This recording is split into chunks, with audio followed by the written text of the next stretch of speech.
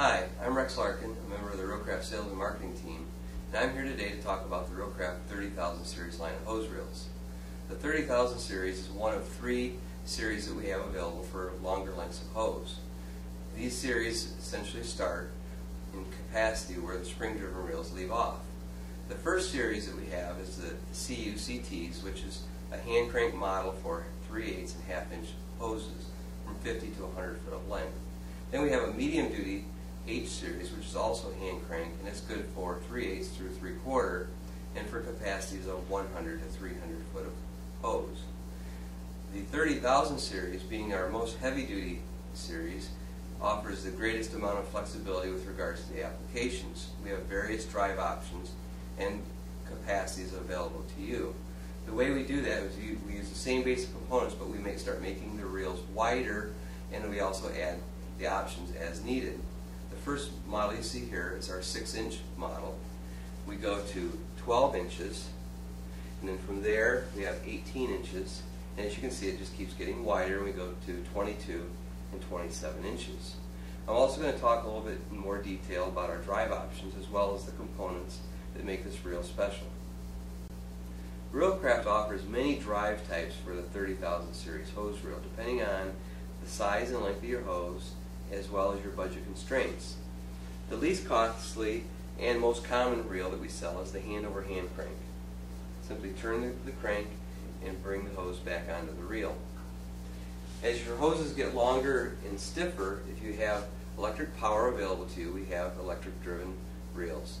The motors that we have available are both standard as well as explosion-proof. You can get it in 12 and 24 volt DC, also available in 115 volt AC. If your application is such that you prefer a hydraulic or an air motor, we can also accommodate those options. This model here is showing our bevel crank. The bevel crank is ideal for applications where the reel is mounted in a tight space and you can't have room to have a crank handle or a motor out to the side. Simply come around the front, turn the handle, and bring the hose back onto the reel. That option is also important for cases where you have a twin fluid path, as you see here, where you're bringing pressure in to each side of the reel. Also, it's used as an auxiliary on the motor-driven reels should you lose your power source, allowing you to bring the hose back onto the reel. Next, I'm going to talk a little bit about the component parts that make these reels function. One of the most important parts of any reel is the fluid path assembly. Reelcraft starts out with a very high quality swivel that we change depending on the pressure and the fluid. Next in this fluid path is the spindle and the gooseneck. Reelcraft uses a 2-piece cast steel fluid path assembly. It goes together like this and is secured by 4 cap screws. The reason that is important is it allows you great flexibility when mounting the reel. You can either have the hose coming off the top of the reel, or you can reverse the gooseneck 180 degrees and have the hose coming off the bottom.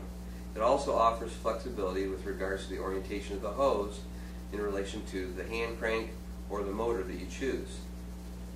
Another important thing that this offers is the ability to easily put on a hose or replace a hose. You just simply take the gooseneck off the reel, thread it onto the hose using some pipe sealant. Once you have that tightened all the way down, you add it right back onto the reel using those 4 cap screws I just mentioned. Next, I'll talk about some of the steel components. At Reelcraft, we manufacture all of our steel components in-house on either heavy presses or flexible manufacturing equipment. We next take the components to the powder coat line and paint them individually. That's especially important to ensure that we get paint under all mating components, as you can see here. Now I'm going to talk about some of these components starting from the inside of the reel out. This here is a steel drum, or otherwise called the wrapper. This varies in width depending on the width of the reel. It's made out of a heavy gauge steel and then has 4 tie rods that hold the flanges onto the outside of the wrapper and gives the spool strength, especially in cases where you have hose that is under pressure while on the reel. The next component is the tie plate. The tie plate is manufactured with a curve on the end of it, and it then is bolted to the side frames, kind of like this. The reason that's important is that added strength keeps the reel from twisting and bending, especially during shipment. Another important component is the side frame itself. We manufacture this on a heavy press, adding a curve to the frame, which gives it a great amount of strength. We also put all the holes in the side frame that would be needed for any of the applications that we have. So that's especially important for adding things such as roller guide brackets, which would assemble onto the side of the reel and allow easy transition of the hose off the reel without having the hose damaged in any way. That's offered in both top line, for the case where the hoses come off the top, or bottom line, when the hoses come up from the bottom. Lastly, talk about the flange.